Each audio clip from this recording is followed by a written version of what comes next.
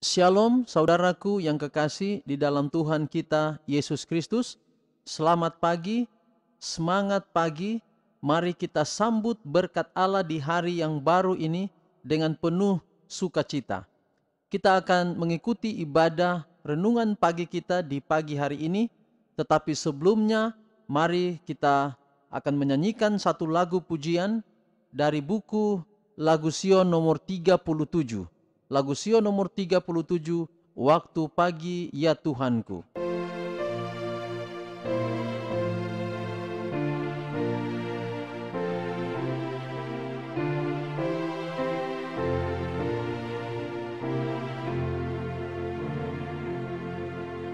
Waktu pagi ya Tuhanku, dengarlah suaraku menyampaikan doa teduh dan pandang wajahmu. Kehadiratmu ya Allah, Yesus Kristus telah naik menghadapkan permohonan segala orang baik. Pimpin aku ya Roh Allah dalam kebenaran, luruskan dan nyatakanlah segala kewajiban.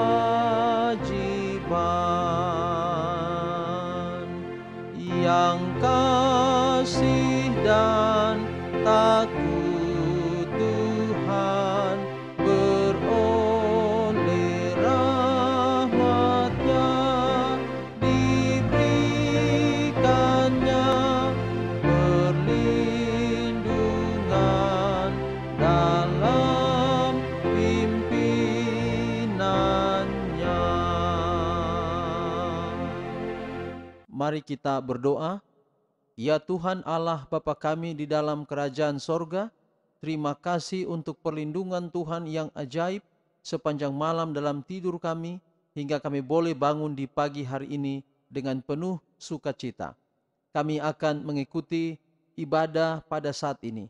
Biarlah Tuhan, ibadah ini telah ditabiskan di dalam nama Bapa, Anak dan Roh Kudus, yaitu di dalam nama Tuhan Yesus Kristus. Ibadah ini dapat menjadi bau harum di hadapan hadirat Tuhan dan dapat mendatangkan berkat dalam kehidupan kami. Kami siap mendengarkan pekabaran firman-Mu. Biarlah firman Tuhan dapat menguduskan kami. Firman Tuhan dapat menjadi pedoman dalam hidup kami sepanjang hari ini. Karena kami sambut firman-Mu di dalam nama anak-Mu Yesus Kristus yang adalah Tuhan dan Juru Selamat kami. Amin.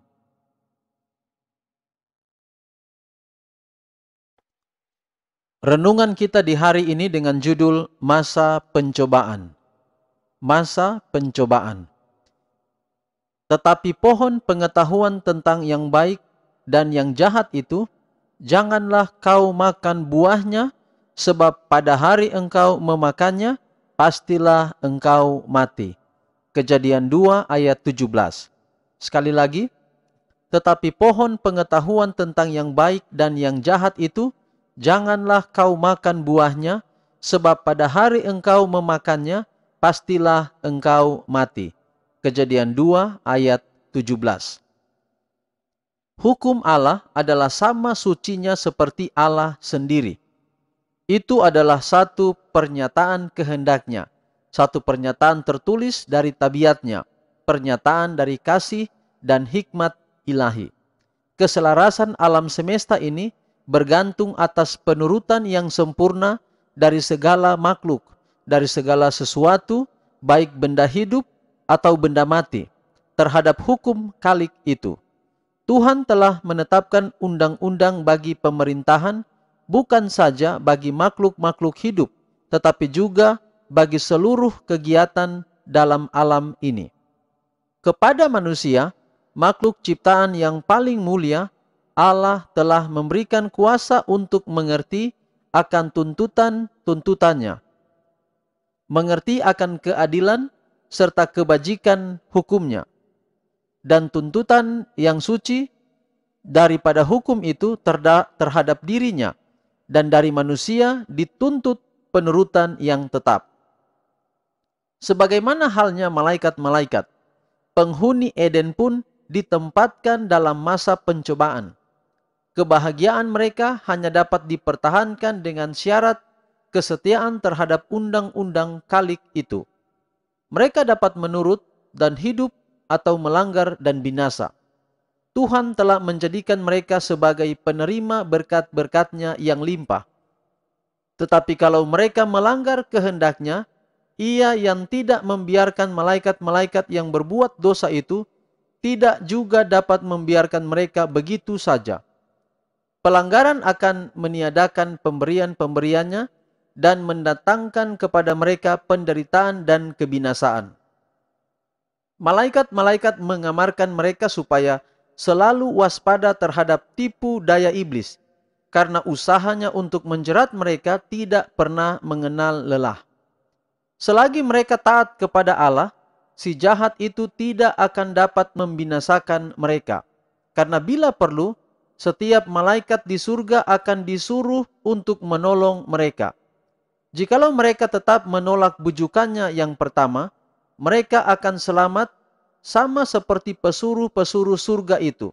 Tetapi sekali saja mereka menyerah kepada godaan itu, keadaan mereka akan menjadi begitu merosot, sehingga di dalam diri mereka sendiri, mereka tidak mempunyai kuasa atau kesanggupan untuk menentang iblis.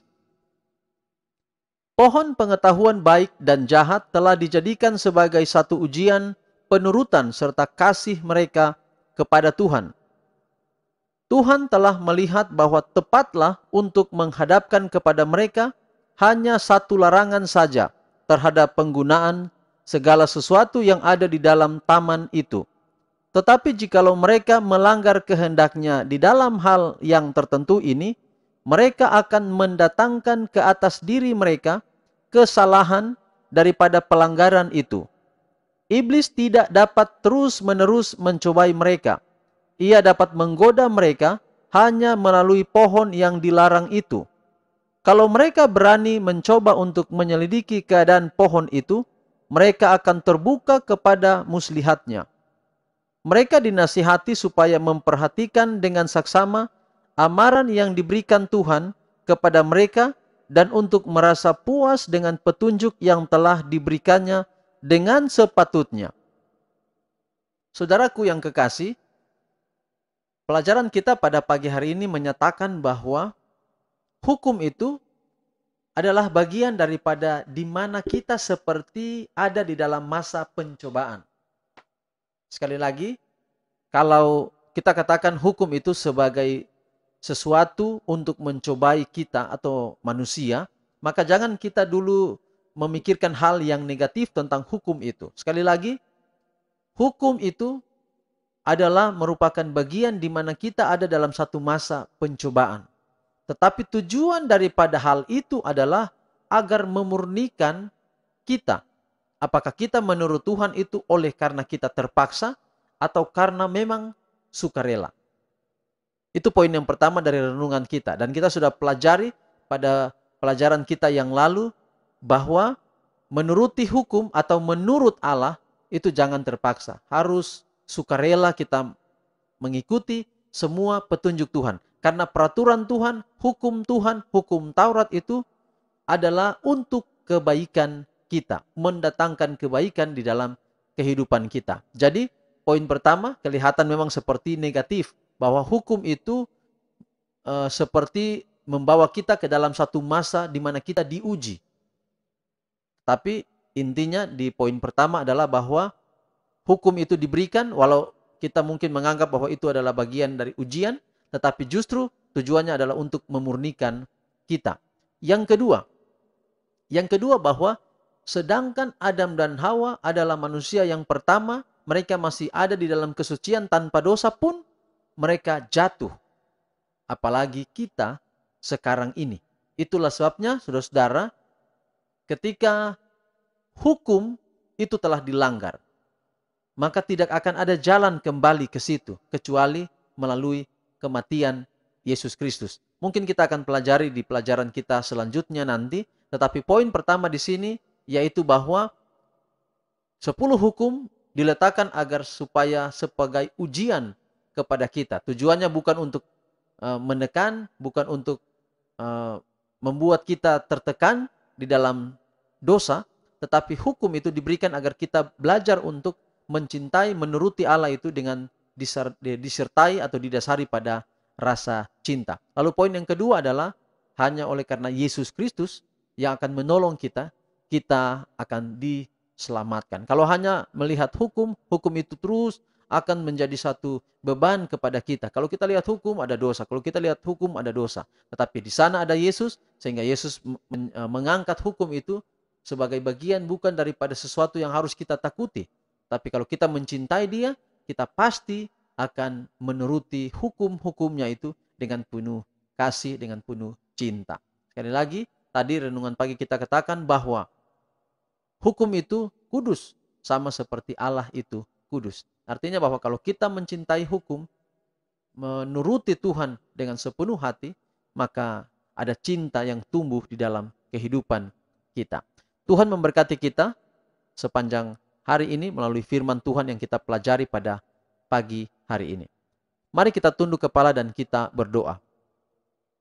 Ya Tuhan Allah Bapa kami dalam sorga, terima kasih untuk pekabaran firman Tuhan yang kami pelajari di pagi hari ini.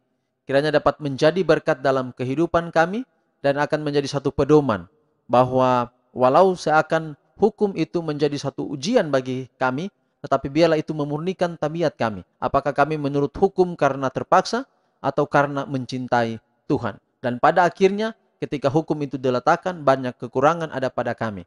Itu berarti kami diajak bukan datang pada hukum itu, tetapi datang pada Yesus sebagai sumber hukum, sebagai sumber kasih karunia. Ketika kami berdosa, Tuhan mengampuni kami. Berkati kami sepanjang hari ini dalam semua aktivitas kami. Biarlah kiranya peribadatan yang kami buat pada pagi ini, biarlah itu akan menjadi berkat dalam kehidupan kami sepanjang hari ini. Berkati semua pendengar audio renungan pagi ini dimanapun berada, baik orang tua maupun anak-anak, baik bapak, ibu, orang muda, pemudi, remaja dan anak-anak. Tuhan pelihara. Apabila ada yang sakit, Tuhan sembuhkan. Apabila ada yang berulang tahun bersuka cita, kebahagiaan mereka ditambahkan dengan berkat Allah yang ajaib. Tuhan, letakkanlah tangan-Mu di atas kepala kami saat ini, dan biarlah berkat Allah menjadi bagian kami. Tuhan memberkati Engkau dan melindungi Engkau. Tuhan menyinari Engkau dengan wajah-Nya dan memberi Engkau kasih karunia. Tuhan menghadapkan wajah-Nya kepadamu dan memberi Engkau damai sejahtera. Di dalam nama anak-Mu Yesus Kristus, kami persembahkan doa ini. Amin. Demikian ibadah kita di pagi hari ini. Tuhan kiranya memberkati kita. Dan kalau ada usulan doa, dapat WA kepada saya di nomor 0852 4021 9230.